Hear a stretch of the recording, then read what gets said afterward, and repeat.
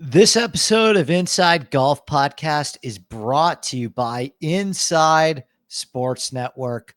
What more is there to say? Another pretty special week over at ISN. The effort there in terms of what we are building, it has been super cool to see what it has turned into in such a very short period of time. We've been around for 60 days to on the dot.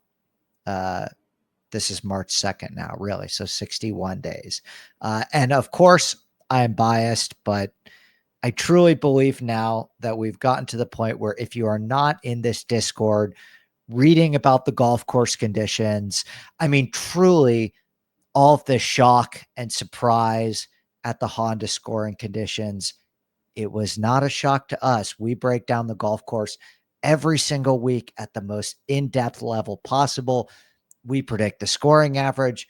We explain what overseeding a golf course actually means and how it changes how a golf course plays. We hammered all the under props for the first round. We're breaking down golf course conditions at a level that I can truly say is unparalleled. And yes, we've got another one of those Sundays. The whole core is in the top 25 entering today. Billy Horschel, Daniel Berger, Russell Henley, and of course, 3% Douglas Gim. That was the real gem from us this week. 4 guys on the outright card, again at 11 under par or better with at least a chance this afternoon. I'm recording this early on Sunday morning. Well, early-ish for me. I'm recording it at 9 a.m. Pacific time on Sunday morning. I apologize, guys. I'm trying to get back on the recording this on Saturday night schedule. You know, it's tough with the travel. As you can see from my background, my girlfriend has been very generous to allow me to use her spare room to record this morning. And I want to get back on that Saturday evening schedule where, you know, you could wake up to it. All my guys on the East Coast, all our hitters on the East Coast can wake up to it and have something to listen to while they wait for the afternoon Sunday DFS sweat. So I apologize for that. We're going to be back in LA the next 3 weeks. No travel for me. We're going to try and get back on that Saturday night schedule for recording. But yeah, as I mentioned, we're heating up. We're really starting to hit our groove in the positional markets and matchup markets. I knew it was only a matter of time before we really hit our stride there. And it was just another awesome week in the community. I'm in a really good place heading into this afternoon. And I don't know if I'm going to get all the breaks this afternoon, but man, just give us that one Henley or Doug Gim or Berger, I suppose, round tomorrow. So listen, I'm not trying to come on here every week and say, gosh, look at how good all of our picks are every week. We actually like to make fun of that. But you know, of course, a massive, massive part of my job is doing all of the marketing for ISN, which is the best job in the world because the product sells itself. But again, we are an extremely new company. We have not been around for 60 days, barely. And I just want everyone to check it out and be a part of it because so proud of what we are building and truly seeing all of those ISN logos at the top of all these DFS contests now brings me immense joy and gratitude. Shout out to our guy King Girth on a 100K win last week. So I'm going to do my best to continue to get the word out because, you know, I gotta say, still, every single week I listen and consume everything I can because I care so much about getting our ownership perfect. And if you really want to have the best ownership, you have to be on Twitter. You have to be listening to podcasts.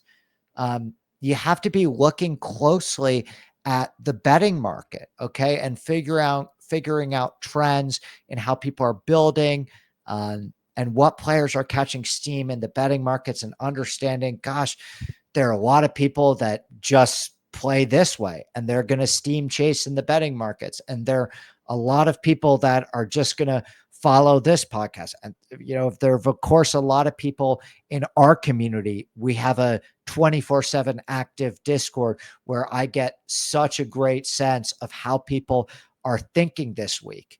And all that stuff is really important to getting the ownership right.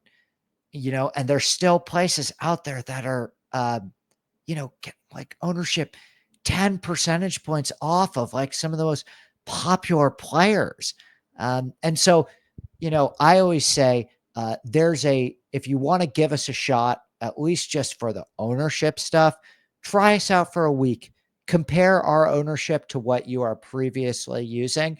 And if you are not satisfied by my ownership, seriously, let me know. I will give you your money back. If you try for a week and you say your ownership is worse than the ownership I am previously using out there, we'll happily give you your week-long money back for that trial on my ownership. So anyway, that's enough of ISN. If you are also, listening to this podcast on YouTube, or listening to this podcast on Apple or Spotify, and you, for some crazy reason, do not want to check out the magic that we've got going on behind the scenes, because these pods that we do are kind of just scratching the surface on all of the good stuff. But we have a tremendous commitment to free content at ISN, and we will continue to have a tremendous commitment to free content at ISN. Like I said, this podcast only scratches the surface. In my opinion, this podcast is kind of for the casuals.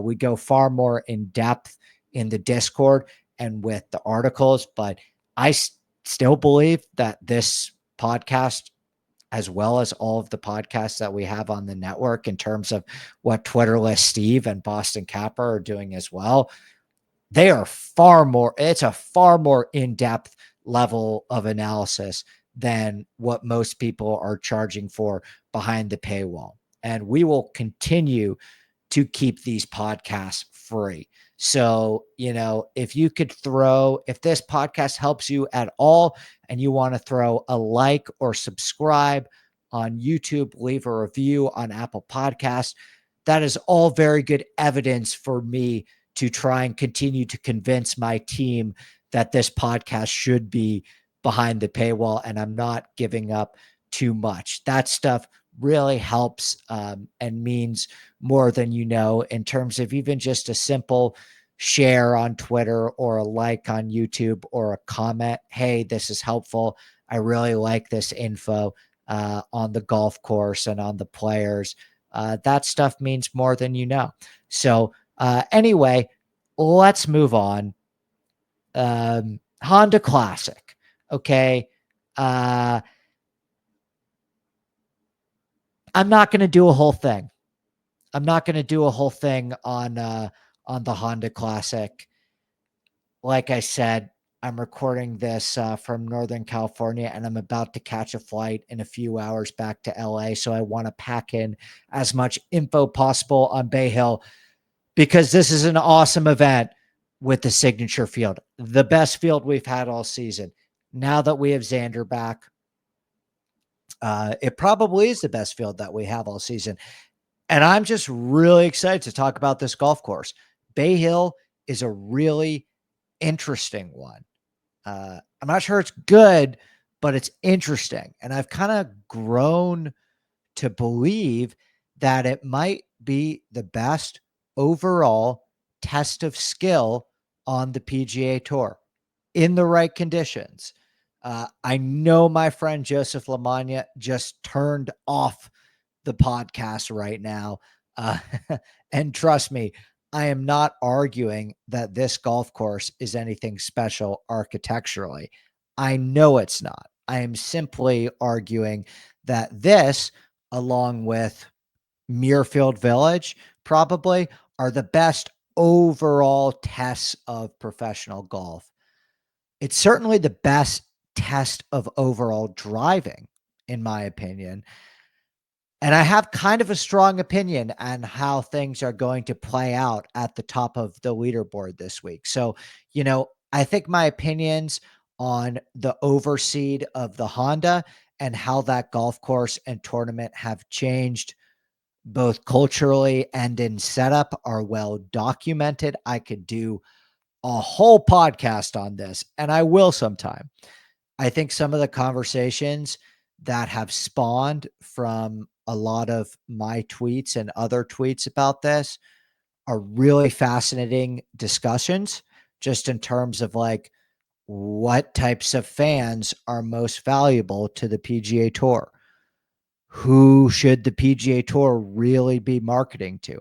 That stuff is all super interesting to me. It's like catnip to me. I could talk about that stuff all day. I could have easily prepared a 45-minute Colin Cowherd style rant on all of this stuff, and it would have been great stuff. I mean, this stuff is really my bread and butter. I think about it so much more than I would care. But we are going to save that for a different podcast. Let's talk about the API. So we're going to the Orlando area for the fourth signature event of the season. This is the third year in a row that it is a signature event. The field is 72 players, very similar to the recent Genesis Invitational. Only the top 50 and ties will advance to the weekend, which feels fairly nonsensical to me. We may again be looking at a tournament where just 5 to 10 players get cut, which is what happened last year, by the way. But again, it's one of the best tests of skill on the PGA Tour. And while I have my qualms with a few of the architectural decisions, Dick Wilson and Arnold Palmer are certainly not bowling anyone over with the level of contouring on their greens. Bay Hill does a really awesome job of separating the men from the boys. Kurt Kitayama was a surprise winner 2 years ago at 250 to 1, although not a surprise for me when you believe Kurt Kitayama is like one of the best ball strikers on earth. I'm joking. Do not aggregate that. That is a joke in our community. I get a lot of shit in our community for being super heavy on Kurt Kitayama. And while I will stand by the process that has got me to really like Kurt Kitayama, I mean, it's the same process that got me to love Doug Gim this week at 3%, and Joel Dahman and Joe Highsmith. I mean, the same types of things that I look for in non-elite players in terms of middle iron upside is responsible for so much good in many cases, but also responsible for Kurt Kitayama back-to-back miscuts. Hand up there, 100%. But you take Kitayama out of the equation, and again, Kitayama to me has some elite upside in a couple of categories that really, really matter at Bay Hill. But you take Kitayama out of the equation, and it's kind of hitters only at Bay Hill. Scottie Scheffler, Bryson DeChambeau, Tyrrell Hatton, Francesco Molinari when Francesco Molinari was really, really good, and Rory McIlroy. And you look at the past 5 years, Scheffler minus 15. It played super easy last year, comparatively speaking, to other Bay Hills. And Don't worry. I don't think that we have a not my Honda situation on our hands with Bay Hill. I actually think they did one thing this year that is going to make the golf course harder.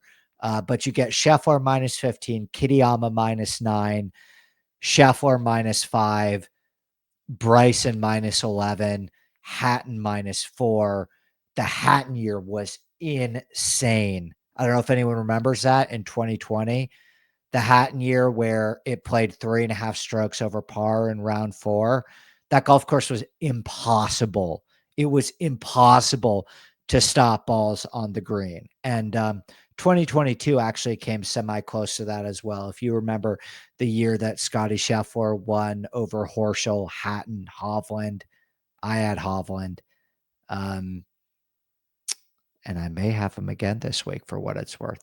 But anyway, it depends on conditions. The range of outcomes on this golf course is 2020 and 2022, where you have firm greens and it's nearly impossible, all the way to last year, where you have a plus 0.37 scoring average compared to a plus 2.4 scoring average, with a little bit of an easier setup and a softer golf course. I will get into in just a moment where I think it's going to fall on the spectrum this year. But it's in Windermere, Florida, just outside of Orlando. Dick Wilson and Joe Lee with an Arnold Palmer redesign in 2009. Par 72, 7,466 yards. Water comes into play on 9 holes. It's not quite as water heavy as the Cognizant, but it's still quite water heavy. Perennial ryegrass overseed fairways measuring 30 yards wide. Perennial ryegrass rough measuring 3 inches. I'd like to see that get closer to 4, but the rough usually they let it grow over the weekend. So even if it starts not at its thickest and its fluffiest, it becomes more robust over the week. 7,500 square foot Tiff Eagle and Bermuda greens, running 12 on the stimp. And the one notable change that I would mention for this year is the beach bunker on 17. The 17th hole, a very difficult middle to long iron par 3. That bunker that protected balls from bouncing off that bank and into the water has been removed, and it's now short grass. It's turned into a grass bank. So in theory, that should make golf shots that are short, a little short on the 17th hole, which is a very difficult long iron in the wind. That should make more balls go into the water and bounce off that bank instead of being bailed out by that bunker. So that's a awesome change as well. Okay, so what is Bay Hill? What is the character of Bay Hill? Why do I like Bay Hill? Why do I say that Bay Hill is actually a really, at least, fascinating test of professional golf? Bay Hill really epitomizes tough, windy, water heavy, firm, flat Florida, like few others. Um, Despite it featuring an extra par 5, it's a par 72. It's a more challenging golf course than PGA National on paper, largely due to the fact that they actually allow the rough to grow out to 3+ inches. Like we've seen at Cognizant this week, there's really not much of a rough penalty, where at Bay Hill, there is a real difference between hitting it in the fairway, hitting it in the rough, and hitting it in the water. At PGA National, there's not a massive difference between hitting it in the fairway and the rough. There's only obviously a massive difference between hitting it in the fairway and the water. At Bay Hill, there is a massive advantage from hitting it in the fairway. Okay. Bay Hill is a golf course that really tests accuracy and total driving. Um, the rough at Bay Hill, obviously, number one, first and foremost, you want to stay out of the water hazards. But the difference between being in the fairway and the rough at Bay Hill, I mean, it ranks top 10 on the PGA Tour in rough penalty, is a really, really big difference, right? And along with Muirfield Village and Torrey Pines, it typically ranks as the hardest par 72 on the PGA Tour. And for my money, it's the hardest of the three. I think it's a harder golf course than Torrey Pines and Muirfield Village on paper, just because of the tail of outcomes. Like when it gets really firm and fast, and those fast Bermuda greens paired with thick rough, I mean, it is just nightmare fuel. It is impossible to stop balls on these firm greens. And the putting on slick Bermuda, I mean, I will just always remember that 2020 year with Tyrrell Hatton, thinking to myself in the final round, this is like the hardest golf course that I've ever seen. And, you know, it's probably never going to play like that again, because it went right up to the edge in terms of what players would start to compare about being unfair. And as we know with the PGA Tour, anytime they get right up to that edge, they start to get uncomfortable, because God forbid they ever make the players uncomfortable. We got to respect the players. The players are the people that we should be listening to the most on golf course conditions. Now, those are the people you should be listening to the least on golf course conditions. They want a TrackMan driving range and optimal conditions for them to control their golf ball. When the golf ball, truly the sport of professional golf, the goal is to take away that modicum of control that they have and increase the variance, because guess what? That's what makes it interesting, right? When the ball hits the ground and there's not that level of control that we could just go to the TGL for, right? So, you know, anyway, when 2020, when Tyrrell Hatton that year, when he won at 4 under par, it was the hardest golf course that player saw all season, including the majors. And 2022 came close as well, when Scottie Scheffler triumphed at 5 under par. I remember that final round with Billy and Scottie and Hovland like it was yesterday too. But this has not always been the case at Bay Hill. Rory McIlroy won here at 18 under par in 2018. And Chris Flynn, shout out Chris Flynn. If you are a long time Inside Golf podcast listener, you know exactly who Chris Flynn is. I have been talking about this guy on the podcast every week at Bay Hill for years. We are massive Chris Flynn supporters at Inside Sports Network. Thank you for what you do online, Chris Flynn, and on the grounds of Bay Hill, Chris Flynn. He took over as the head superintendent prior to the 2019 tournament, and he made a fair amount of changes to make the golf course harder. He actually widened the fairways. He removed much of the rough around the hazards, making it easier for balls to roll into hazards. He shaved off areas around the green, making it easier for balls to roll farther away from pin locations into collection areas, and making the rough that they did have even longer. And post Flynn, Bay Hill is routinely amongst the 3 most difficult tests on the PGA Tour. And Muirfield Village is really the only other regular tour venue that does a better job of testing total driving. And again, while I would have absolutely zero interest in playing Bay Hill myself, the golf course works as a test of professional golf, not because it has creative architecture, but rather because when you pair 3-inch rough, water, firm and fast greens, and often wind, you're going to see these guys on their back foot. And that's awesome. And what makes Bay Hill and Muirfield Village, for that matter, they're very similar.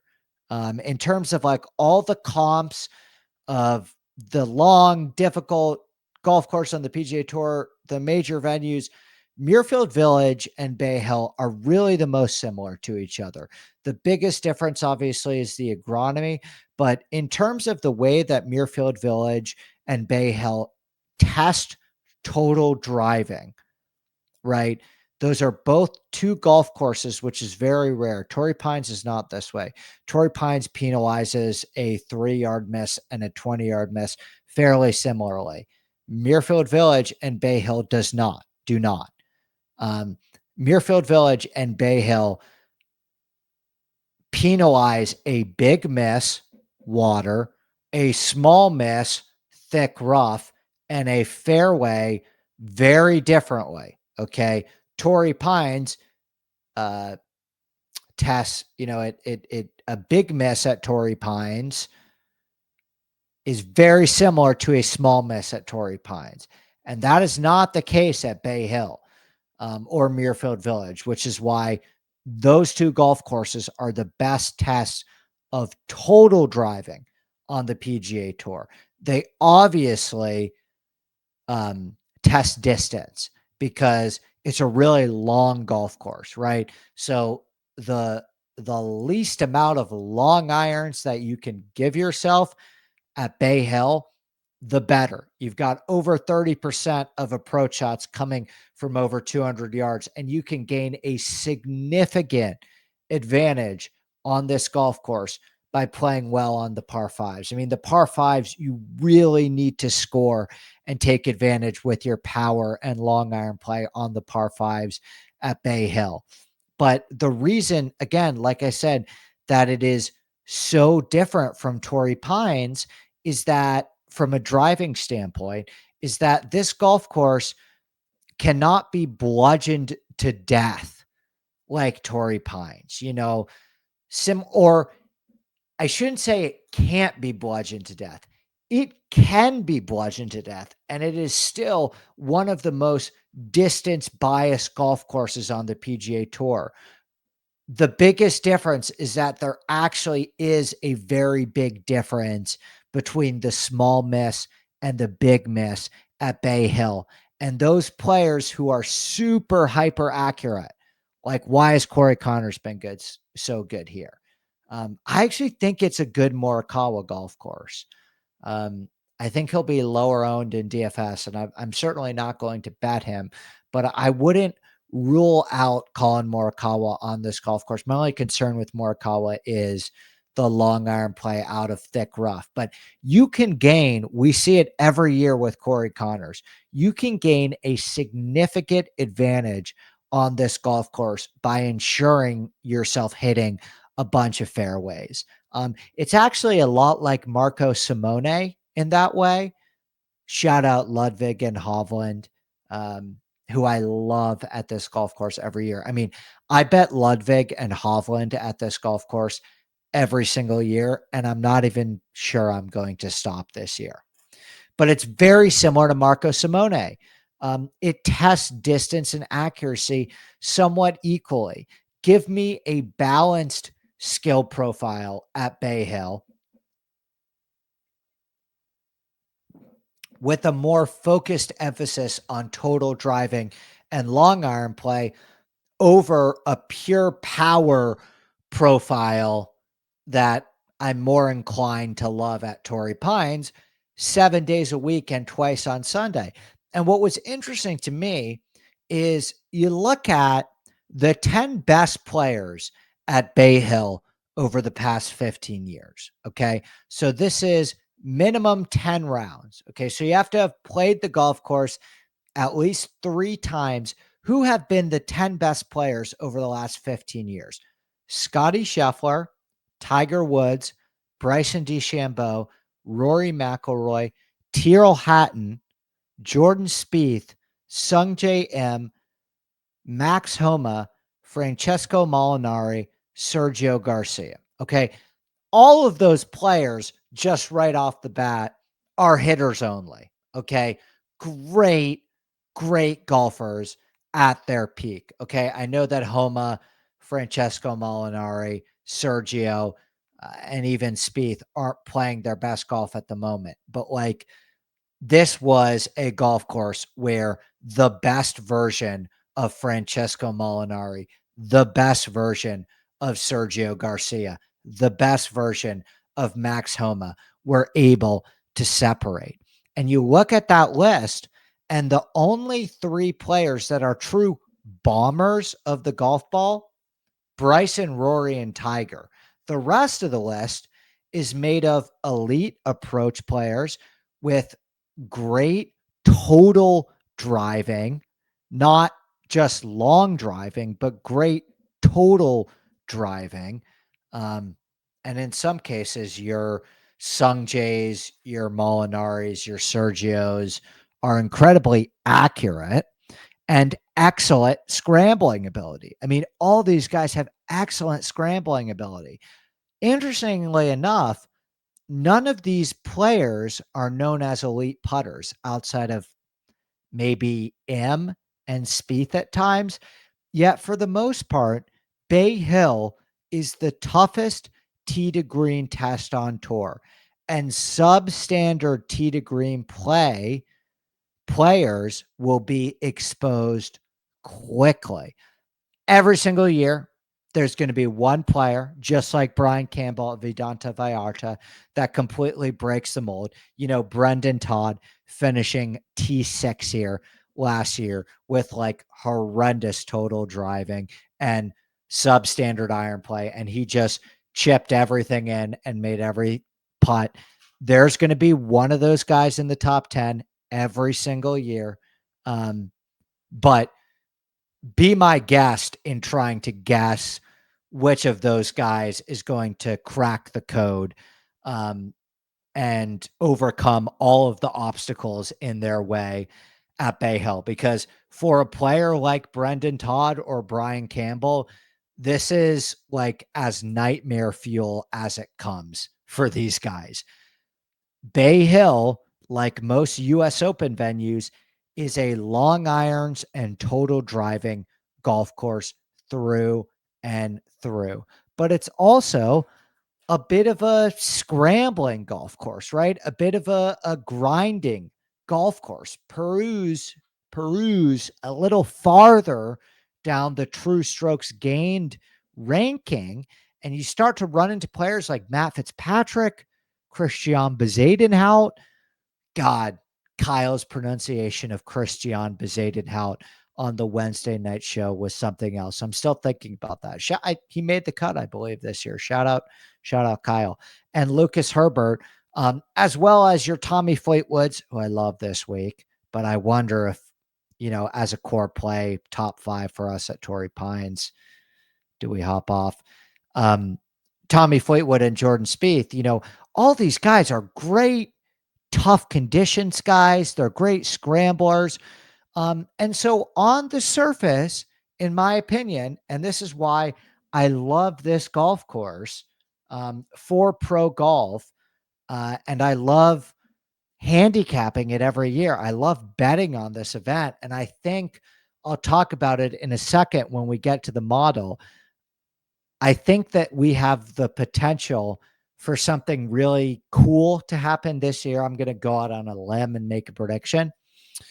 But there are 3 questions at an extremely elementary level that you need to answer at Bay Hill. And while a player does not need to be great in all 3, they must be elite at one of the 3 or above average at all 3. And so the 3 major questions that you need to answer at Bay Hill, and trust me, it's a very elementary way of looking at it. I'm just trying to give the basic handicap for the casual listener. I go way more in depth on this in the article, but at a very elementary level, to oversimplify Bay Hill, the 3 questions that you need to answer are you an elite long iron player? Do you have the strength and apex height to get mid to long irons to stop on firm greens? Are you a great total driver of the golf ball?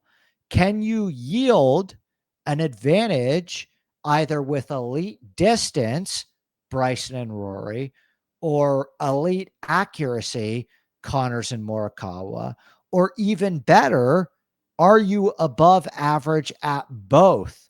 And that's why Scottie Scheffler has been so amazing at this golf course. I mean, if you are long and straight, forget about it. I mean, what an advantage you have at Bay Hill. And this is why I truly believe, even more so than Augusta National, that the two best golf courses on the PGA Tour, maybe I would throw Sawgrass into this bucket as well, because Scottie might even be a better middle iron player than he is a long iron player. But the three best golf course, and Phoenix, I'm going to say Phoenix and Augusta are like fourth and fifth. Okay. But the three best golf courses on the PGA Tour for Scottie Scheffler are Bay Hill, Muirfield Village, and TPC Sawgrass. And I would put TPC Sawgrass third. The best two golf courses on the PGA Tour for Scottie Scheffler's skill profile are Muirfield Village and Bay Hill.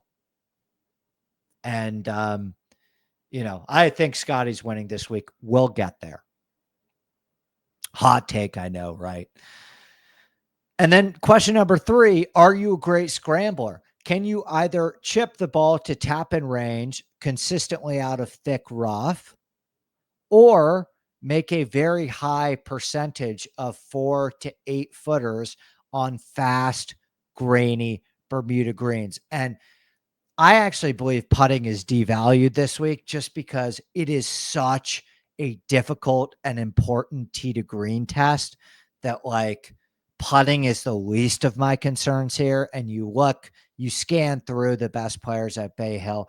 A lot of them are not great historical putters because, it's still a very hard golf course to hole putts on because of the grainy, fast Bermuda greens. I mean, the greens are flat, right? It's a Florida golf course with flat, uninteresting greens, but they're still lightning fast. These are some of the fastest greens on tour.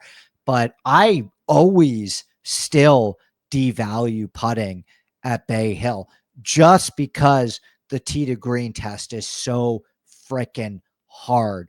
And this is the type of golf course that a player like, I don't know, name an elite player, Denny McCarthy, who he may not be the best example because he's always sneaky good on difficult golf courses. And I'm not, Denny can play well on this golf course. He has a hard path, but Denny is great on hard golf courses. He's just such an amazing scrambler and gets the ball in the hole. But I don't know. You take a Sam Burns, for example, who is known as a great Bermuda putter, but not necessarily the best difficult conditions player. I mean, the thing about Bay Hill is that you can only save so much with your putter. You can still save it, and there will be one guy in the top 10, if not more, that completely saves it with their putter by making everything and lading the field in putting. But the tee to green test is just so difficult that you will be putting for pars and bogeys so often at this golf course compared to the advantage that you have by being able to hit greens and regulation. It is more exaggerated on this golf course, just like any US Open venue, with a driving accuracy percentage under 60% and a greens and regulation percentage under 60%. There are not many golf courses. We're in US Open territory. There are not many Torrey Pines, Muirfield Village, US Open venues, Quail Hollow, sometimes under tough conditions, but there are very few golf courses that are sub 60% greens and regulation percentage and driving accuracy percentage. And those are the toughest tee to green tests on the PGA Tour, is when you get sub 60 greens and regulation percentage and sub 60 driving accuracy percentage. That's your telltale sign that this is one of the toughest tee to green tests on the entire PGA Tour. And yeah, greens in regulation, 56.7% the Bryson year. So, so if you can answer those three questions, or at least answer one of them and say, I am elite at this, then you've got a chance at Bay Hill. Now, the setting to watching these questions may not be the most inspiring. It's really flat land, tons of water hazards, a golf course that is surrounded by houses. It's not a golf course that looks good on television, but it tests pro golfers in a really great and unique way. And the players who are the best at answering those three questions tend to be really good golfers. And all PGA Tour golf courses should be striving for a similar model. How are we testing these guys in this way? And what Bay Hill does is it tests driving distance and driving accuracy. You can gain an advantage for being super long here. You can gain an advantage for being straight here. It tests scrambling ability out of thick rough. I prefer to watch scrambling ability out of, you know, a lot of short grass with really heavily contoured greens, but it tests scrambling out of really thick rough to firm and fast greens. And it tests long iron play to really firm and fast greens out of thick rough, which is really, really hard to do. So the golf course has played easier the last 2 years under softer conditions with little wind, but I do not believe that we have a not my Honda situation to be worried about. It was extremely firm in 2020 and 2022, and I'm not sure that tour organizers will ever let the golf course get that close to the edge again. But this area of Florida, from what I've heard and observed in the weather forecast, has remained relatively dry. And there's very little rain in the forecast for tournament week. And even more encouraging is the fact that at least Thursday and Sunday look incredibly windy. So my tentative guess, this will change. We'll cover this extensively on the website because this is our real strength.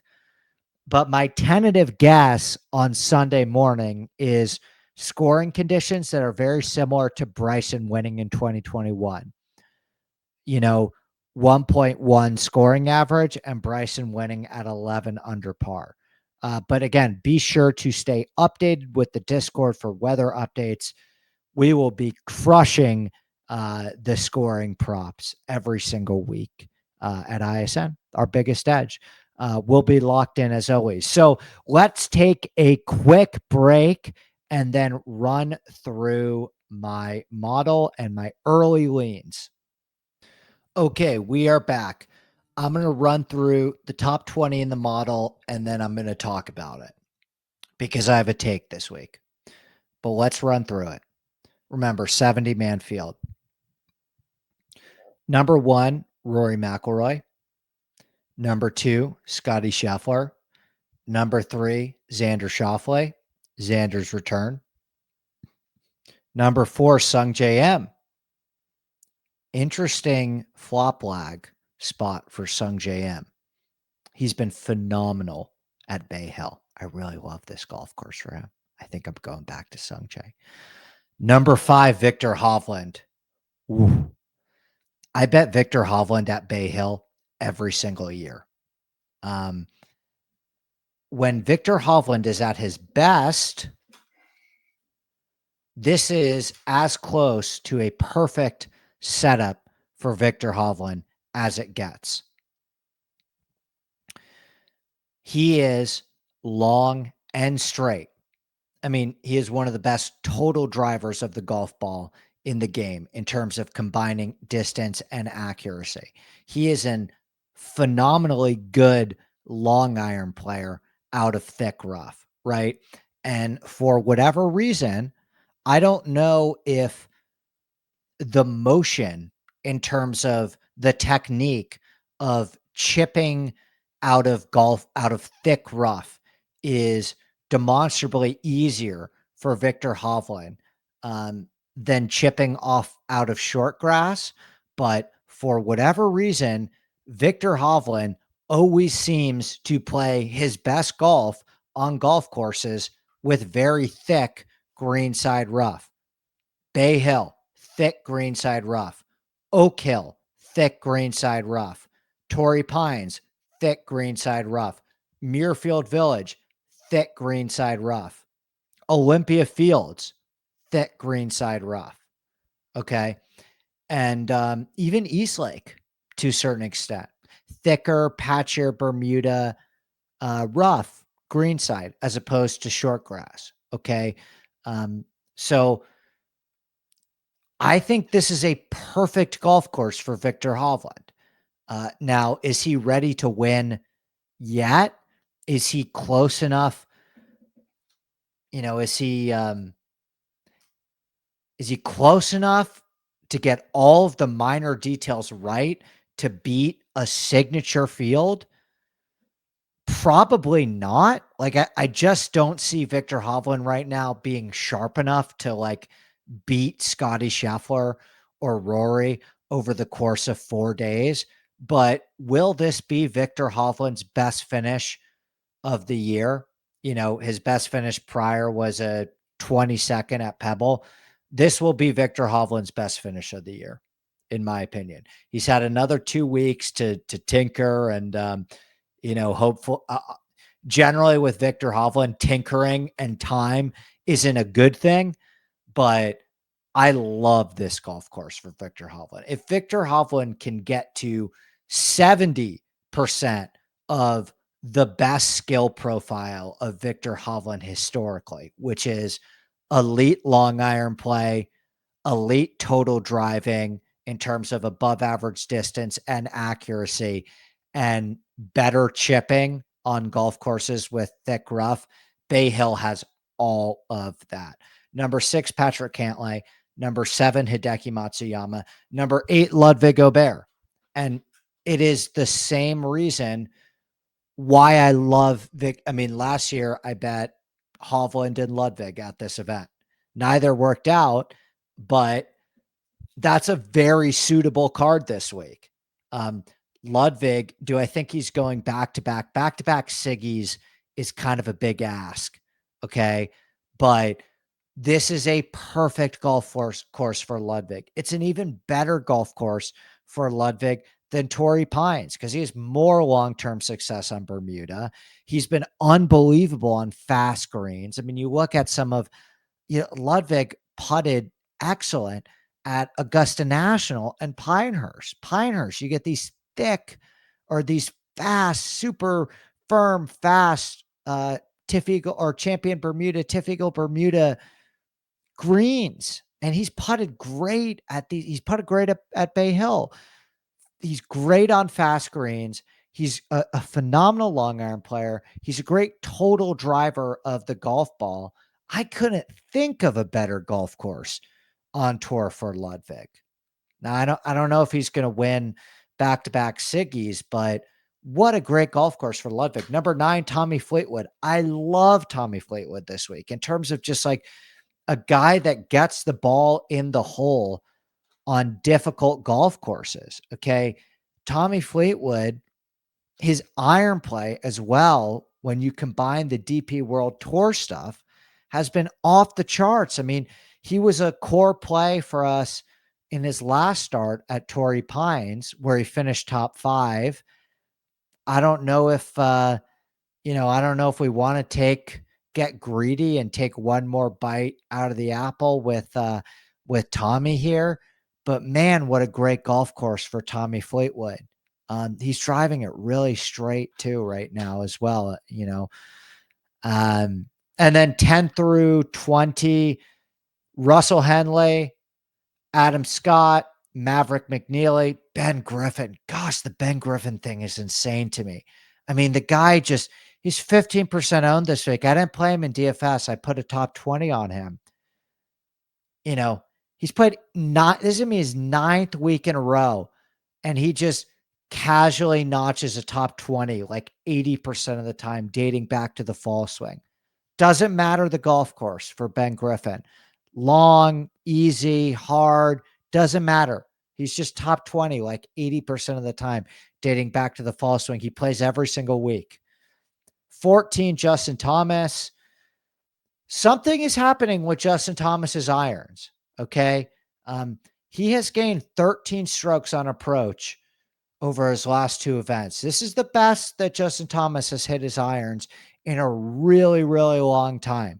Now, I still worry about him off the tee here, because the driver's not all the way back. And if Justin Thomas is not keeping the ball on the planet, he could drive himself out of this tournament. But I think JT may win the Players, which is a more approach heavy golf course, middle iron heavy golf course than this is. This is like you have to be good at all facets of tee to green play. And JT has a phenomenal short game, by the way, too.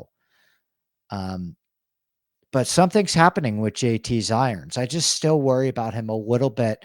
The big mess off the tee will get him into real trouble here. But watch out for JT's approach play. I may save it this week and hope we can catch a 20-1 at the Players, a 25-1 at the Players. 15, Tony Finau. 16, Matt Fitzpatrick. I think this is a phenomenal buy low spot on Matt's Fitz cannot speak anymore. On Matt Fitzpatrick. I think Matt Fitzpatrick is going to start playing good golf again this year, and it's going to start this week at Bay Hill. He's been phenomenal at Bay Hill, and the driver is starting to come around. Those are my 2 big, or I have 3. I want to give away these gems, but my 3 big buy low candidates this week in terms of they're down, and this is the week that you buy low because they're going to start trending again. Sung Jae coming off a miscut, Matt Fitzpatrick, Victor Hovland. We're down, we're coming up. 17, Morikawa. 18, Keegan Bradley. I love Keegan Bradley on this golf course. Anytime you get Keegan Bradley on just a tough, thick, rough golf course that tests total driving and middle to long iron play, that's a Keegan Bradley golf course. Keegan Bradley has been so good on golf courses with thick rough, so good on tougher golf courses over the years, whether it be Torrey Pines, a lot of those bent grass, thick rough courses in the Northeast. I love Keegan in this spot. I may bet him. And then Shane Lowry and Denny McCarthy. But the hot take that I have, and I'll close on this because my computer is about to die as well. Have we ever seen a Rory McIlroy, Scottie Scheffler duel? I don't know if we have. I don't know if we've ever really gotten a Rory McIlroy, Scottie Scheffler duel. And it's incredibly difficult and hard to predict like an exact finish, even if the 2 players are the best players in the field. But in my opinion, I don't know if we are ever going to find a golf course, maybe Quail Hollow for the PGA, Oakmont, Augusta, Muirfield Village, but I mean, this is in the top 5 of the golf courses that are going to be most conducive for the 2 best players in the field based on their total driving and long iron ability to lift and separate. And so for DFS this week, I think what I'm leaning towards is a 50-50 split of Rory and Scottie. I just think, and now if DraftKings is smart, they will price those 2 guys high enough where it makes it incredibly uncomfortable to fit them in the same two lineups. If DK is smart, they will make it really hard to fit Rory and Scottie in the same lineup. And if they do, because, it's still a golf tournament with the cut, and I'm not interested, there's too good of a mid-tier range here, with great players that I want exposure to, I like Cantlay a lot this week. I like Keegan a lot this week. Like I really don't want a lineup that is Scottie, Rory, and then the four worst players in the field. That's not going to do you any good, even if you get the Rory Scottie duel that I'm expecting. But to me, the way that I'm looking at this DFS slate is like 50% Scottie lineups and 50% Rory lineups, because I think that this golf course, above, again, nearly any golf course on the PGA Tour, is the most conducive to those players. I mean, Scottie has been unbelievable at Bay Hill. Like I said earlier in the pod, this may be the best golf course for him on the entire PGA Tour.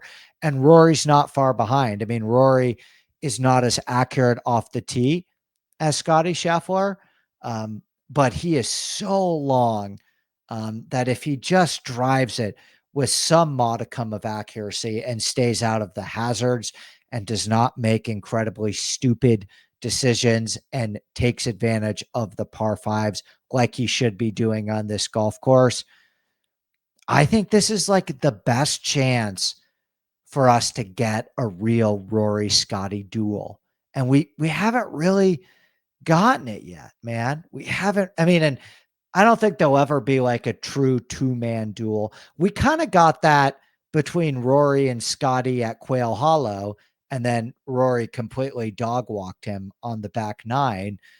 But I I really think those two players this week are at such an advantage on this specific golf course. Now, am I going to bet either of them to win? No, I'm not going to do that. I'm not going to bet Scottie Scheffler at 4-1.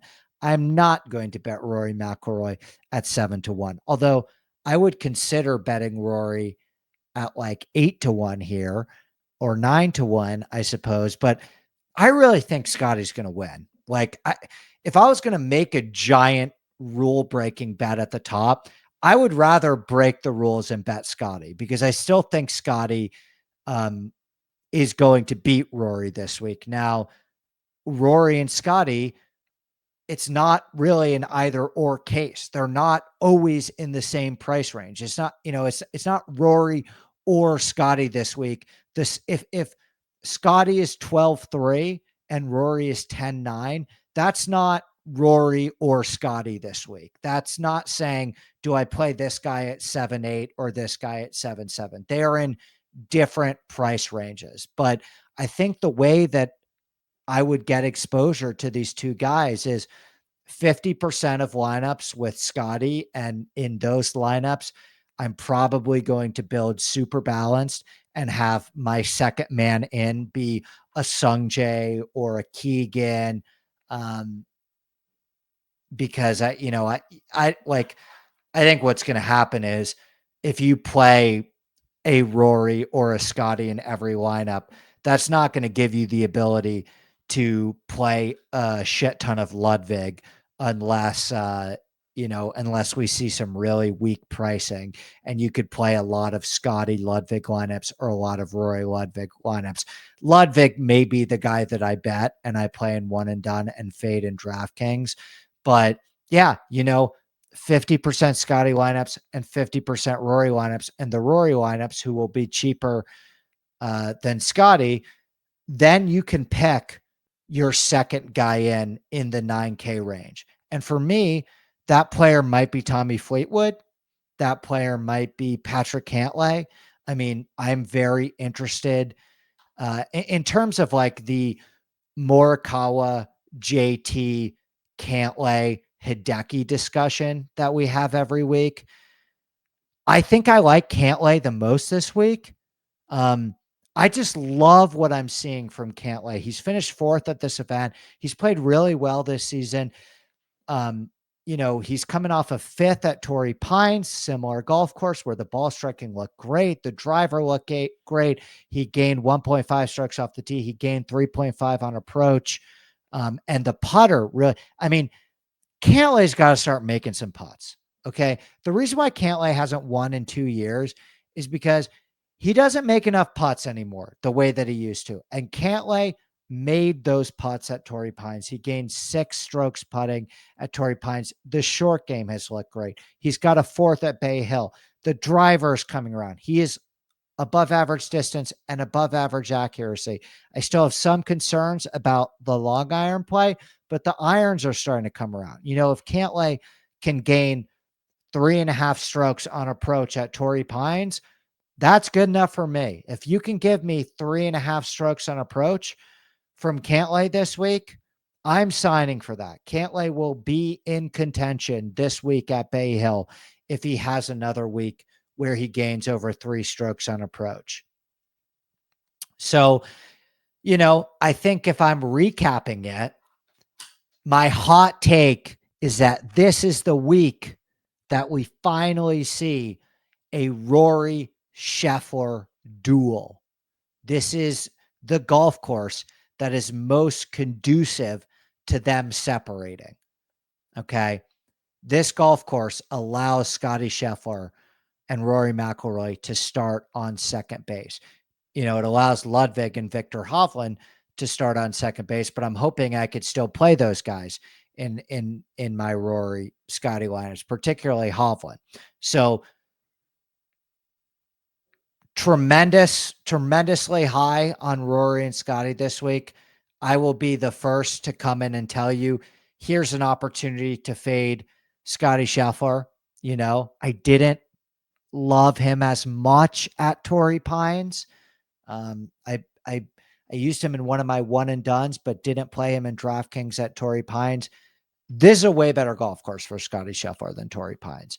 I mean, the component of small and big misses being penalized greater at this golf course, as opposed to just bomb away with reckless abandon. That right there is the difference between this being a good golf course for Scottie Scheffler and a great golf course for Scottie Scheffler. And he's actually putted really well on these greens in the past. So I think the way I'm leaning is, outside of my prediction of a Rory Scottie duel. And of course, instead of betting one of those guys, instead of betting Scottie Scheffler at 3 or 4 or 5 to 1, we will just construct a card of a bunch of losers around Patrick Cantlay, Keegan Bradley, and I don't know, some longish shots I like, Victor Hovland and Matt Fitzpatrick. But I think my favorite the way that I'm thinking about my card, my early leans are Cantlay and Keegan, and then we'll see where the wind blows over the course of the week. I may end up betting Cantlay and Keegan early and just waiting and see where the cards fall. Although, I don't even know if I want to bet Cantlay. It's not like I'm massively high on Cantlay this week over Colin, Justin Thomas, and Hideki. So we'll see where the numbers come out. Again, join the Discord because we will be talking about all of that in the Discord tonight, tomorrow, on Monday, all throughout the week. We get CLV tremendously on our betting card. I mean, that stuff matters. To be holding a 30 to 1 ticket on Berger and a 25 to 1 ticket on Russell Henley because I bet those guys Sunday night and Monday morning, as opposed to a 25 to 1 and a 20 to 1 or an 18 to 1 or a 22 to 1. That is the difference between being able to fit responsibly. Also, a 80 to 1 Ryan Gerard on the card, right? I mean, getting the best number matters. It matters. CLV still matters. So, check back in the Discord for that. Best of luck with your bets and DFS lineups this week. I will be rooting heavily for my core contingent of Billy, Henley, Doug Gim, Dan Berger, with some outrights on Berger and Henley if they can somehow and Gerard and Billy for that matter. Michael Kim, Jake Knapp, love you guys. A lot of love in the Discord for Jake Knapp this week. I was not on that train. Shout out to all you guys. You made a tremendous bet. I kind of need those guys to go away. But best of luck. Enjoy watching the Cognizant this weekend. It appears to be at least a bit of a tougher golf course on Sunday afternoon than it was the last 3 days. And we will see you back on this podcast next or tomorrow. Great episode. We got the guy who created Full Swing. Chad, my guy Chad Mum, coming on Inside Golf Podcast tomorrow, as well as another